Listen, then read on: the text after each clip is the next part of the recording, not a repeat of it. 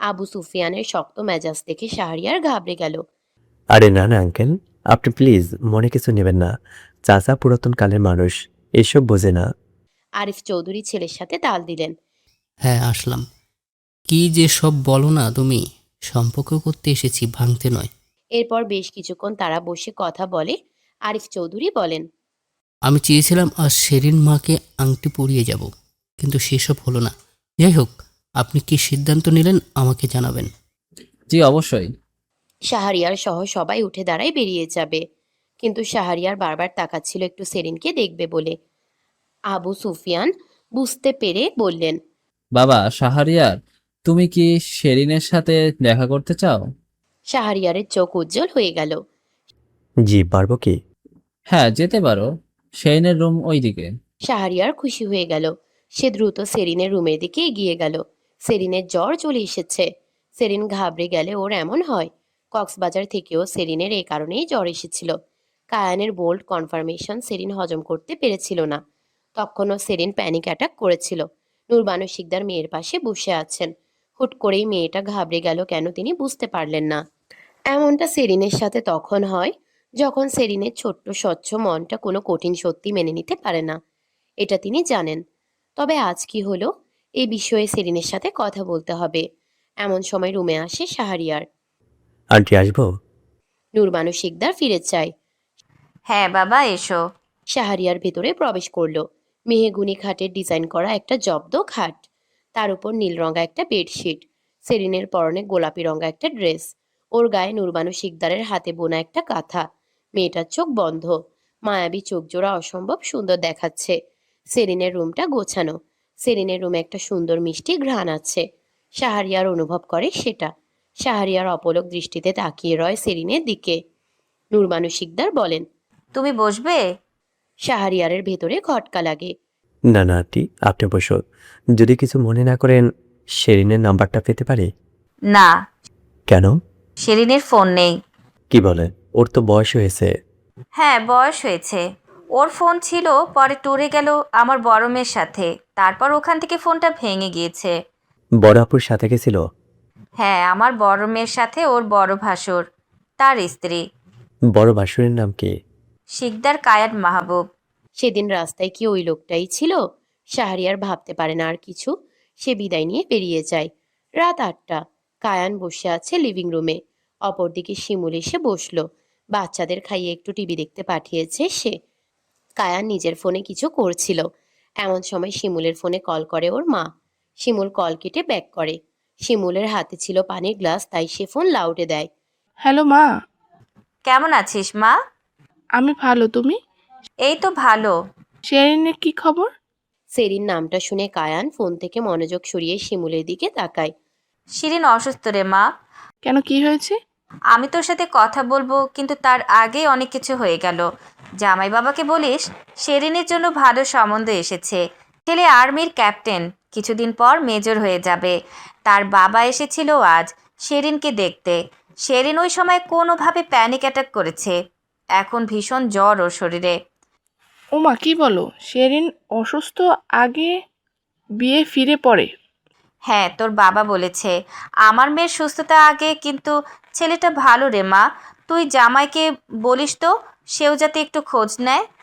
আমাকে ডিটেলস দিয়ে দাও, কায়নাত ভাইয়াকে বলবো। ভাইয়া ভালো পারে এসব কাজ। আচ্ছা। শিমুল আরো কিছু কথা বলে কল কেটে দিল। ওদিকে কায়ান পুরাই স্তব্ধ হয়ে গিয়েছে। রাগে তার মাথাটা ফেটে যাচ্ছে। কায়ান কিছু না বলেই উঠে গেল সেখান থেকে। শিমুল অবাক হলো। কিছুক্ষণ পর কায়ানের গাড়ির শব্দ শুনে সবাই অবাক। এত রাতে কায়ান কই যায়? তবে বানু মির্জার মুখে কোনো চিন্তা নেই, যেন তিনি জানেন তার ছেলে কই যাবে। রাত 12টা। সবাই ঘুমিয়ে গিয়েছে। সেরিনকেও কোনো মতে খাইয়ে দিয়ে ওষুধ দিয়ে দিয়েছে নূরবানু শিকদার। সেরিন আপাতত ঘুমাচ্ছে। এমন সময় সেরিনের রুমের জানলা টপকে এলো কায়ান। অন্ধকারের মাঝে সে ফ্ল্যাশলাইট জ্বালে। সে রুমে প্রবেশ করে আগে সেরিনের রুমের দরজা বন্ধ করে। এরপর ধীর পায়ে সেরিনের দিকে এগিয়ে যায়। সেরিনের কপালে হাত রাখে। সেরিন।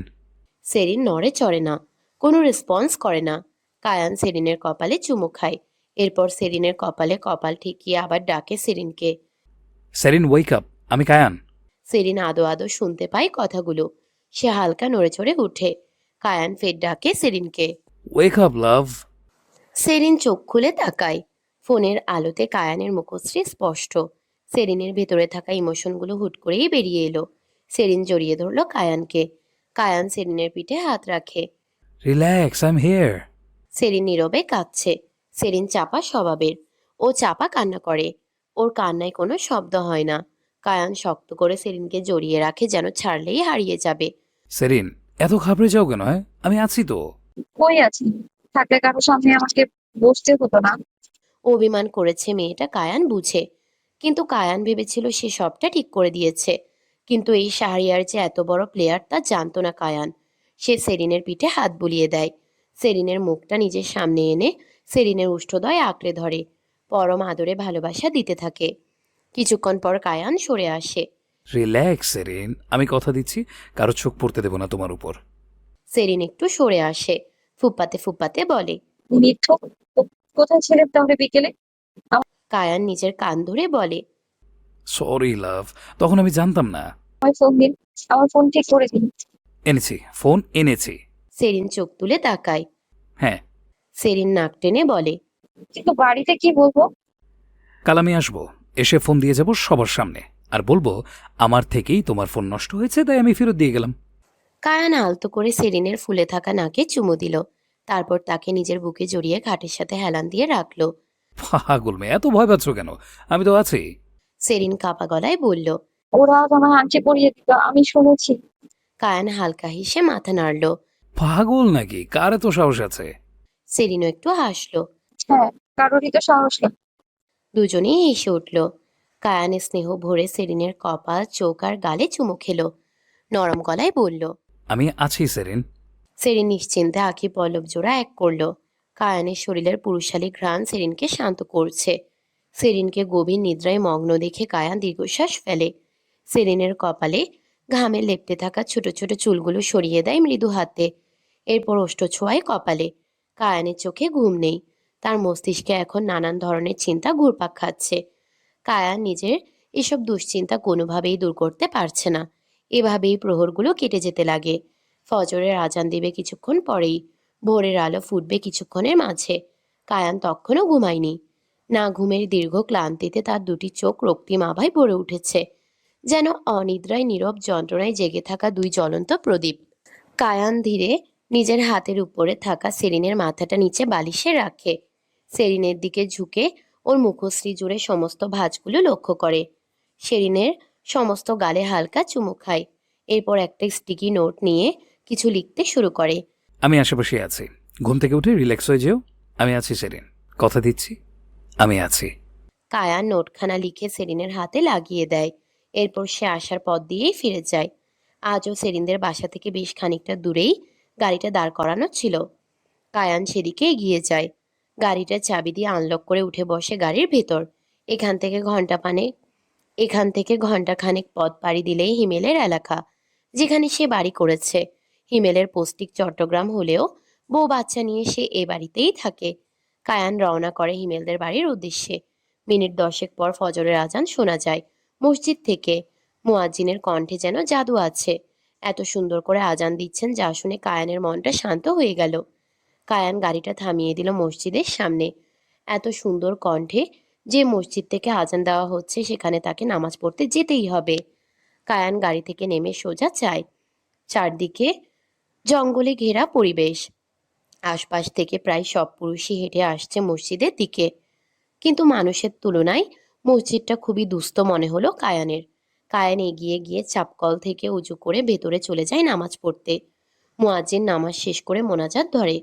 কায়ান নিজের দুহাত তুলে আল্লাহর দরবারে। কেন জানি না আজকাল জীবনের ছোট্ট খুশিটা হারিয়ে যাওয়ার বড্ড ভয় তাড়া করে কায়ানকে। নিজেকে পুরো পৃথিবীর সামনে যতটা শক্তপোক্ত হিসাবে উপস্থাপন করে কায়ান, ভেতরে থাকা হৃদয়টা তার ততটাই নরম। কাছের মানুষের ভালোবাসা এবং কাছের মানুষগুলোকে হারানোর বড্ড ভয় পায় সে। মোনাজাত শেষে কায়ান একটু সরে বসে দরজা থেকে। একে একে সকল মুসল্লিরা মসজিদ থেকে বেরিয়ে যায়। সবাই বেরিয়ে গেলে মুয়াজ্জিনও বেরিয়ে যেতে লাগলেন। ঠিক তখনই দরজার পাশে একজন পুরুষকে দেখে তিনি থমকে যায় এগিয়ে আসেন কায়ানের দিকে। ওয়ালাইকুম আসসালাম। কায়ান জবাব দেয়। মুয়াজ্জিন লুঙ্গি ধরে নিচে বসেন কায়ানের সামনে। ব্রু কুঁচকে ফের প্রশ্ন করেন। এলাকায় নতুন নাকি? তোমারে তো এর আগে দেখিনি বাবা। তার উপর তোমার পোশাক দেখাও মনে হচ্ছে সেই বড় লোককেও। কায়ান মৃদু হাসে মুয়াজ্জিনের কথা শুনে। কেন চাচা, আমি তো শুনেছি মসজিদে আসলে সবাই সমান। মুয়াজ্জিন মাথা নাড়ায়। হয়, এইটা ঠিক কথা, কিন্তু আমার প্রশ্ন হইল তোমারে তো আমি দেখি নাই কখনো। আমি চট্টগ্রাম থাকি, এ পথ দিয়ে যাচ্ছিলাম, আপনার কণ্ঠে ফজরের আজান শুনে আমি ভাবলাম এখানেই নামাজটা পড়ে ফেলি। ও, আল্লাহ তোমারে হেদায়ত দিছে। কায়ান নিজের পকেট থেকে কিছু টাকা বের করে মুয়াজ্জিনের হাতে ধরিয়ে দেয়। মুয়াজ্জিন কপাল কুঁচকে নেয়। এসব কেন? মসজিদে অনেক কাজ প্রয়োজন, করে নিয়েন। কথাটা বলে কায়ান এক দণ্ড সময় ব্যয় না করে সেখান থেকে বেরিয়ে গেল। মুয়াজ্জিন তখনও টাকাগুলোর দিকে তাকিয়েছিল। এমন সময় বাহির থেকে গাড়ি স্টার্ট হওয়ার শব্দ শোনা গেল। মুয়াজ্জিন সঙ্গে সঙ্গে পশ্চিম দিক ফিরে আল্লাহর জন্য সিজদা দিল। এটা সত্যিই তার জন্য এই টাকাগুলো ভীষণ প্রয়োজন ছিল। মসজিদে আজকাল খুব অসুবিধা হচ্ছিল। গ্রামের সবাই মিলে টাকা তুলতে চেয়েছিল, কিন্তু যত টাকা লাগতো তা সবাই মিলে টাকা দিয়েও উঠাতে পারেনি। ফলে কাজ অর্ধেক পথেই আটকে ছিল। হিমেলের বাড়ির কলিং বেলের শব্দ পড়তেই ঘুমন্ত হিমেল বিছানা ছেড়ে উঠে এগিয়ে যায় সদর দরজার দিকে। বড্ড অবাক হয় সে। এই সময় কে আসবে তার বাড়িতে? এইসব ভাবতে ভাবতে দরজা খুলে সামনে কায়ানকে দেখে অবাক হয় হিমেল। কিরে, কি অবস্থা তোর? হিমেলের প্রশ্ন শুনেও উত্তর না দিয়েই কায়ান ভেতরে প্রবেশ করল। সে হনহনিয়ে হেঁটে গিয়ে হিমেলের ড্রয়িং রুমের কাউচের উপর বসল। ভীষণ ক্লান্ত সে। হিমেল সদর দরজা লাগিয়ে হেঁটে এলো কায়ানের দিকে। কায়ানের সামনে বসলো সেও। কিরে, কি হয়েছে? কায়ান গম্ভীর কণ্ঠে প্রশ্ন করে। ক্যাপ্টেন শাহরিয়ারকে পোস্টিং দিতে বলেছিলাম, দিসনি কেন? হিমেল ব্রুকুচকে নেয়। ভাই দেখ, আমি পুলিশ অফিসার, আর্মি নই। আর তারপরেও আমি চেষ্টা করেছি, কিন্তু আমি যেভাবে চেষ্টা করেছি এতে তো হবার কথা ছিল, হলো না কেন? প্রশ্নখানা আমাকে না করে যাকে কাজ দিয়েছিস তাকে করলে পারিস। আহা, রাগ করছিস কেন? কি করেছো ওই আর্মি ক্যাপ্টেন? আমার সেরিনকে দেখতে গিয়েছিল, আংটি পরিয়ে আসবে এই উদ্দেশ্যে। আমার কপাল ভালো, মেয়েটা অসুস্থ হয়ে পড়েছিল, না হলে কি হতো? হিমেল, আই সোয়ার ওই ক্যাপ্টেনকে আমি মেরে ফেলবো। আমার থেকে ওকে কেউ বাঁচাতে পারবে না। হিমেলের ঘুম উড়ে গিয়েছে। শান্ত এই কায়ানের ক্রোধ ভীষণ ভয়ঙ্কর। যে গম্ভীর কণ্ঠে সে কথা বলছে তা শুনে হিমেল কেন, যে কারোর গলা শুকিয়ে আসবে, শরীর শীতল হয়ে আসবে। রিল্যাক্স কায়ান, আমি দেখছি কি করা যায়। তোর গেস্টরুম কোথায়? কি করবি? ঘুমাবো, এরপর ডিউটি টাইমে তুই আর আমি কুমিল্লা যাব। গিয়ে গিয়ে ওই ক্যাপ্টেনকে নিজেদের উপস্থিতিতে বিদায় করব এখান থেকে। ওকে, রেস্ট কর। কায়ান তীক্ষ্ণ দৃষ্টিতে হিমেলের দিকে চায়। কায়ান উঠে রুমের দিকে অগ্রসর হয়। হিমেল দীর্ঘশ্বাস ফেলে। কি জানি এরপর কি হবে। সকাল গড়িয়ে 10টার দিকে সেরিনের ঘুম ভাঙে। মাথার ভেতর এখনো ঝিম ধরা এক ভার, যেন রাতভর কান্নার ঢেউ পুরোপুরি থামেনি। তবু জ্বরের তাপ অনেকটাই নেমে গেছে। শরীরটা অদ্ভুতভাবে শীতল, ক্লান্তির পরের নীরবতার মতো।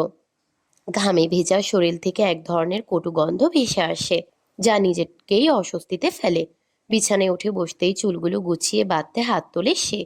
ঠিক তক্ষুনি হাতের তালুতে টের পায় ছোট্ট একটা স্টিকি নোট। কৌতূহলী চোখে তাকিয়ে দেখে কায়ানের লেখা। সেই ছোট্ট কাগজখানায় যেন সকালে নতুন সূচনা হয়ে ওঠে। অবচেতনে ঠোঁটের কোণায় ফুটে ওঠে এক মিষ্টি শান্ত হাসি। বিছানা ছেড়ে নেমে সেরেন সোজা বাথরুমে যায়।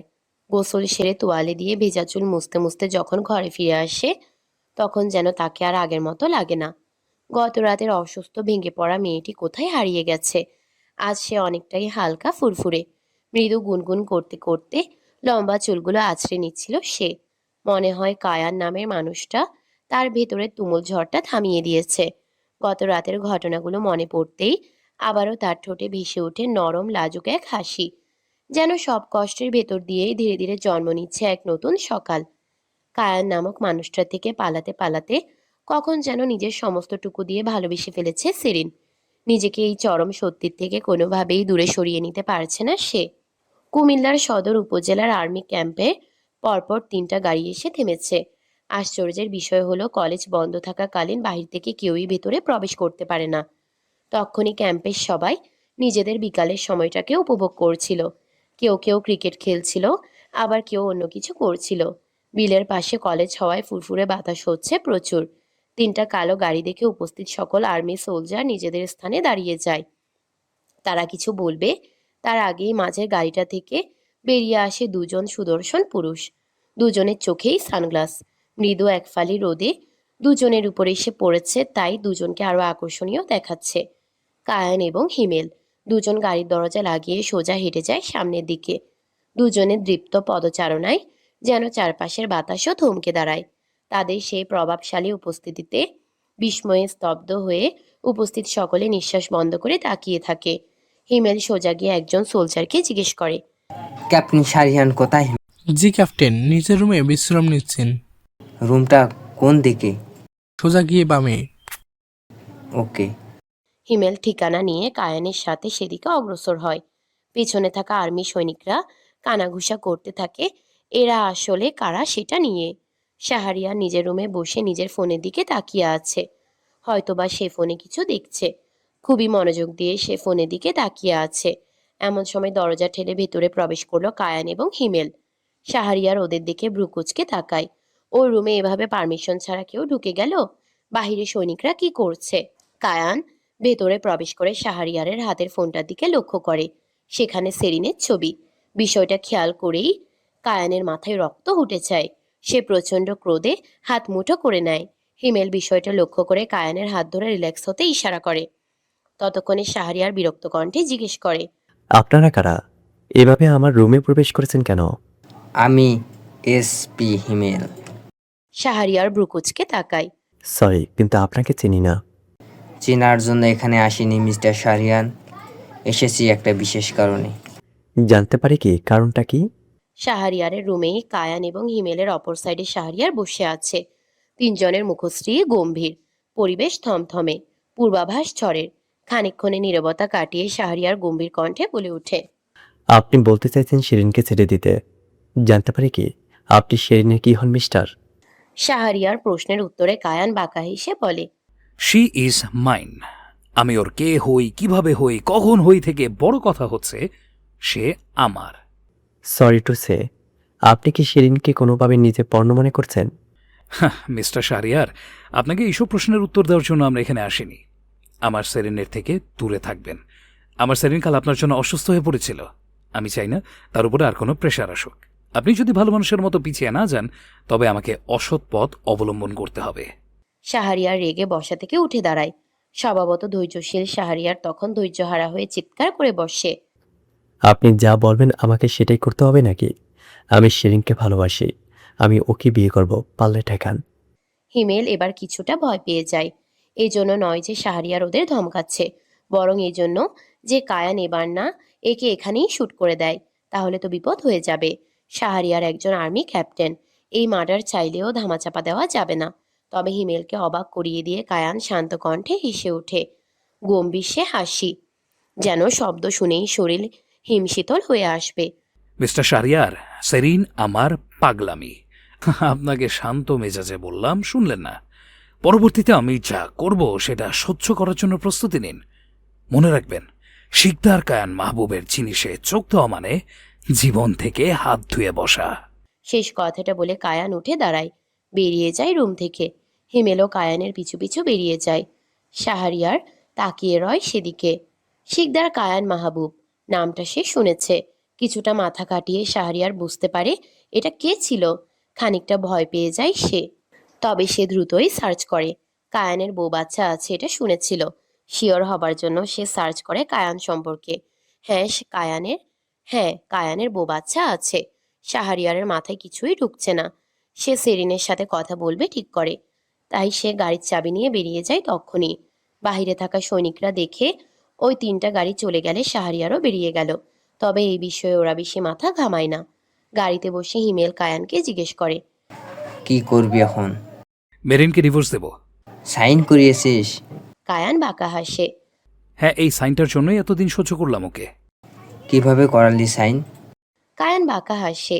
অতীত সেদিন কায়ান বাড়িতে এসে কিছু কাগজ নিয়ে মেহেরিনের রুমে যায়। মেহেরিন তখন ফোন স্ক্রল করছিল। কায়ান ভেতরে গিয়ে মেহেরিনের সামনে বসে। এই মেরিন। মেহেরিন কায়ানের কণ্ঠ শুনে ফোন থেকে মাথা তুলে তাকায়। তুমি এখানে?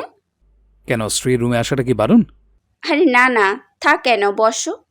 কায়ান বসে মেহেরিনের সামনে। আজকাল কি দিচ্ছ ফেসে? বড় বাচ্চা বাচ্চা দেখায় তোমাকে। মেহেরিন হেসে ফেলল। সিক্রেট বলবো না। ঠিক আছে, আমার কাছে তোমার জন্য একটা কাজ আছে। কি কাজ? আমার ফ্রেন্ড মডেল খুঁজছিল তার ক্রিমের ব্র্যান্ডের জন্য। তুমি কি ইচ্ছুক? এই বয়সে মডেলিং? তুমি স্টিল ইয়াং আছো, আর ও এমনটাই দেখাতে চাইছে বয়স বাড়বে, কিন্তু চেহারায় বোঝা যাবে না। ওয়াও, তাহলে তো করাই যায়। কায়ান হাতে থাকা কাগজগুলো মেহেরিনকে দেয়। একটু পরে দেখো, ভালো লাগলে সাইন করো। মেহেরিন কাগজগুলো নিয়ে নেয়। এরপর কায়ান যেমনটা আশা করেছিল, প্রথম 2 পৃষ্ঠা এর শেষের পৃষ্ঠা পড়েই মেহেরিন এগ্রিমেন্ট সাইন করে দেয়। তার মাঝেই ছিল ডিভোর্সের কাগজ। মেহেরিন খুবই চালাক, কিন্তু সে জানে না কায়ান তার থেকেও ভয়ঙ্কর চালাক। বর্তমান হিমেল পুরো কাহিনী শুনে অট্টহাসিতে ফেটে পড়ে। আল্লাহ, ভাই কি বলছিস সব? আজকে তাহলে খেলা হবে। হ্যাঁ, ওর বাপ ভাইও আসতেছে। মাই গড, আমি শুধু ভাবি এই 45 বছরের বুড়ি মহিলাকে কত সাধন জীবনের। কায়ান হাসে। দুজন এরপর চট্টগ্রামে শিকদার নিবাসের দিকে রওনা করে। সেরিন উঠান ঝাড় দিচ্ছিল কোমরে ওড়না বেঁধে। এমন সময় ওর সামনে উপস্থিত হয় শাহরিয়ার। শাহরিয়ারকে দেখে সেরিনের বুকের ভেতরটা ধক করে ওঠে। সে সোজা হয়ে দাঁড়ায়। শাহরিয়ার সেরিনের চেহারা দেখে বুঝতে পারে সেরিন তাকে দেখে খুশি হয়নি, তবুও সে এগিয়ে যায় সেরিনের দিকে। Hello Shirin, hi. কেমন আছো? আলহামদুলিল্লাহ, ভালো। ভালো। শিরিন, বলছিলাম তোমার সাথে আমার কিছু কথা ছিল। সেরিন একটু ইতস্তত বোধ করে বলে। জি বলুন। শাহরিয়ার দীর্ঘশ্বাস ফেলে বলে, এখানে না শিরিন, একটু বাইরে যাই, চলো। না, আম্মা রাজি হবেন না। আন্টিকে আমি বুঝিয়ে বলবো। শাহরিয়ার গিয়ে সেরিনের আম্মাকে জিজ্ঞেস করতেই সেরিনের আম্মা রাজি হয়ে যায়।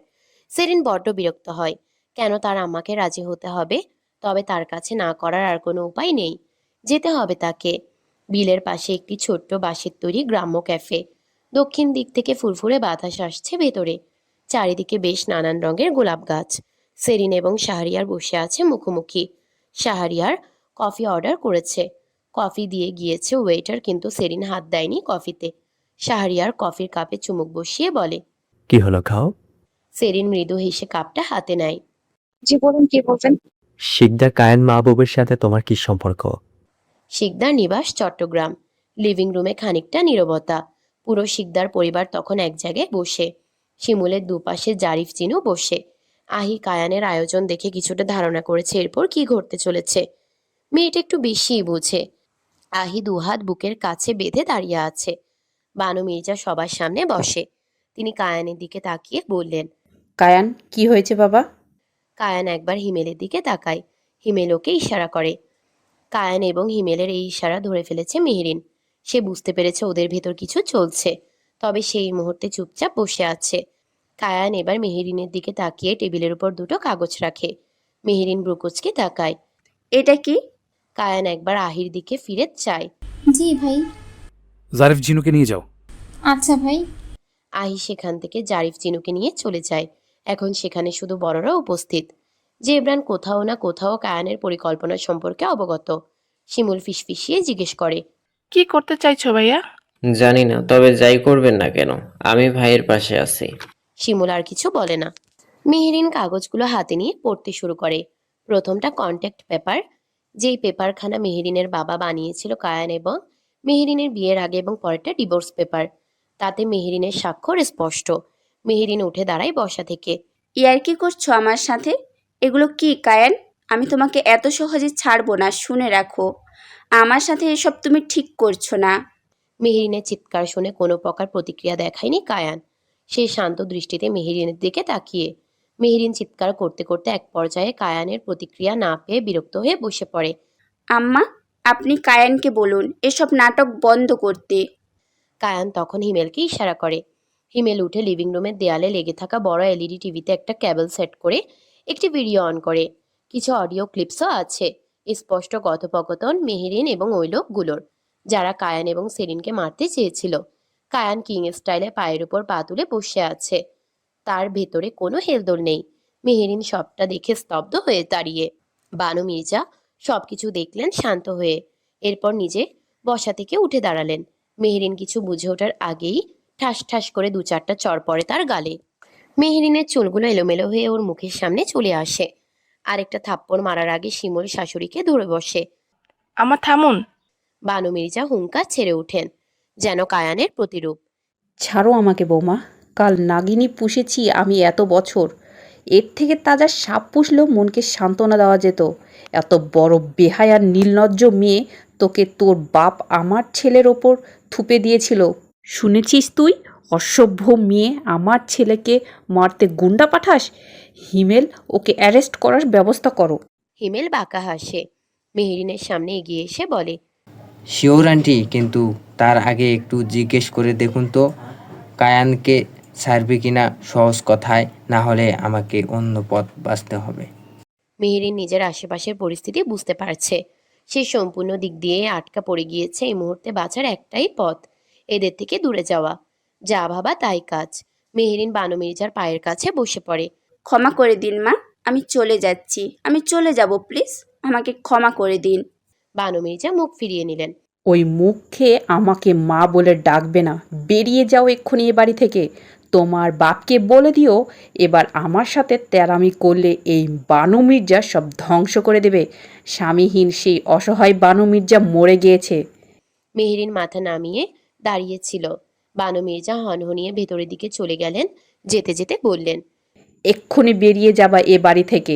আমার ছেলে তোমাকে তালাক দিয়েছে, তুমিও দিয়েছো, তুমি এ বাড়ির আর কেউ নও। মেহেরিন ছলছল দৃষ্টিতে তাকিয়ে রইল সেদিকে। একে একে উপস্থিত সবাই যে যার কাজে চলে গেল। কায়ান এবং হিমেল উপরে তার রুমে চলে গেল। মেহেরিন ফোন বের করে ভাই মাহমুদকে কল করে। হ্যালো মাহবুব, হ্যাঁ আপু, বল। একটু চট্টগ্রামের দিকে এগিয়ে আয়, আমি আসছি, আমাকে রিসিভ করিস। কি হয়েছে তোর? কণ্ঠ এমন শোনায় কেন? বাড়িতে গিয়ে বলবো, আমি জারিফ জিনুকে নিয়েই আসতেছি। ওকে। মেহেরিন উপরে গিয়ে দেখে জারিফ জিনু আহির সাথে খেলছে। মেহেরিন কিছু না বলে বড় একটা লাগেজে ওর আর দুই বাচ্চার ড্রেস প্যাক করতে থাকে। জারিফ জিনু তা দেখে এগিয়ে যায় মায়ের কাছে। মম, প্যাকিং কিসের? আমরা কোথাও যাচ্ছি? হ্যাঁ বাবা, আমরা নানা বাড়ি যাচ্ছি। পাপাও যাবে? না, তোমাদের পাপা যাবে না। কথাটা বলে মেহেরিন আবারও প্যাকিং শুরু করে। কিন্তু আহি মেহেরিনের কথা শুনে কোনো প্রশ্ন করলো না, বরং সে বেরিয়ে গেল রুম থেকে এবং ছোট ভাবির রুমে গিয়ে সবটা জিজ্ঞেস করতে লাগলো। কুমিল্লা। শিকদার কায়েন মাহবুব, কি হয় তোমার? প্রশ্নটা যেন সেরিনকে কিছুক্ষণের জন্য থমকে দিল। সে তাকিয়ে রইল শাহরিয়ারের দিকে। শাহরিয়ার সেরিনকে কিছু বলতে না দেখে আবার বলে, দেখো সেরিন, তুমি ভয় পেও না। ছেলেটা যদি বদমাশ হয় তবে আমি অবশ্যই সেই ব্যবস্থা নিব। সেরিন এখন বিরক্ত হয়। সে কোনো বদমাশ নয়। শাহরিয়ার অবাক হয় সেরিনের হঠাৎ পরিবর্তন দেখে। তবে সে কে? সে কি বলেছে আপনাকে? সে বলেছে সে তোমাকে ভালোবাসে। মিথ্যে বলেছে। কথাটা শুনে শাহরিয়ারের চোখ দুটো উজ্জ্বল হয়ে যায়, কিন্তু সেরিন পরক্ষণেই বলে ওঠে, আমিও তাকে ভালোবাসি। শাহরিয়ার অবাক পানে তাকিয়ে রইল সেরিনের দিকে। সেরিন দীর্ঘশ্বাস ফেলে বলতে শুরু করে, আমি জানি আমি যা বলতে চলেছি তা শুনে আপনার মনে নানান প্রশ্ন আসবে, কিন্তু এর পেছনের কাহিনী আপনাকে এত ডিটেলসে বলতে পারছি না। আমি ভালোবাসি তাকে। হয়তো বা অবাক হচ্ছে, তার বিয়ে হয়েছে, বউ আছে, বাচ্চা আছে, তাও আমি বেহায়ের মতো বলছি ভালোবাসি। কিন্তু আমি ভালোবাসি, কেন ভালোবাসি, কিভাবে ভালোবাসি, এত উত্তর দিতে পারছি না, কিন্তু ভালোবাসি আমি তাকে। কথাগুলো শুনে শাহরিয়ার স্তব্ধ হয়ে গেল। তার ভেতরে ঝড় শুরু হয়েছে। সে কি বলবে বুঝতে পারছে না। সেরিন এবার কফিতে চুমুক দেয়। আমি কি এবার বাড়ি যেতে পারি? শাহরিয়ারের ধ্যান ফিরে। সে মাথা নাড়ায়। হ্যাঁ। সেরিন আর কোনো কথা বলল না। সে সেখান থেকে উঠে চলে গেল বাড়ির দিকে। শাহরিয়ার তাকিয়ে রইল সেরিনের দিকে। চোখে একরাশ রাগ ভর করলো তার। সেরিন, তুমি আমার প্রথম প্রেম। আমি পারবো না এত সহজে তোমায় ছেড়ে দিতে। দু বাচ্চার বাবাকেই কেন ভালোবাসতে হবে তোমাকে? আমাকে কেন নয় সেরিন, কেন নয়? চিৎকার করে ওঠে শাহরিয়ার। ওর চিৎকার শুনে উপস্থিত সবাই অবাক হয়ে তাকায়। শাহরিয়ার আর কিছু না বলে বেরিয়ে যায় সেখান থেকে। সেরিনের আজ বড্ড হালকা লাগছে। শাহরিয়ারকে সব বলে এত শান্তি লাগবে ভাবেনি সেরিন। সেরিন বাড়িতে পৌঁছে মায়ের সাথে হাতে হাতে কাজ করে দেয়। রাতে খাবার টেবিলে সবাই একসাথে বসে খাবার খায়। এরপর সেরিন ঘুমোতে চলে যায়। আজ ভালো ঘুম হবে। মাথায় কোনো চাপ নেই তার। ভাবতে ভাবতেই ফুরফুরে সেরিনের একটু দ্রুতই ঘুম চলে আসে। মাঝরাত, চারিদিকে নিস্তব্ধতা আর কিছু ঝিঝি পোকার ডাক। গ্রামে তখন বেশ গভীর রাত। সকলে ঘুমে মগ্ন। এমন সময় সেরিনের রুমে একটি ছায়ামূর্তির দেখা মিলল। ঘুমন্ত সেরিন বুঝতে পারল না কেউ তার দিকে এগিয়ে যাচ্ছে নিঃশব্দে।